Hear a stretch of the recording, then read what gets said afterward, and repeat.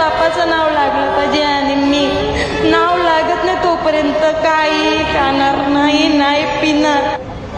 भारताच्या इतिहासात कदाचित हे एकमेव दुर्दैवी विमानतळ असावे ज्याच्या नामांतरासाठी इथल्या भूमिपुत्रांना रक्ताचे पाणी करावे लागत आहे. नवी मुंबई आंतरराष्ट्रीय विमानतळाला लोकनेते दिबा पाटील साहेबांचेच नाव मिळाले पाहिजे.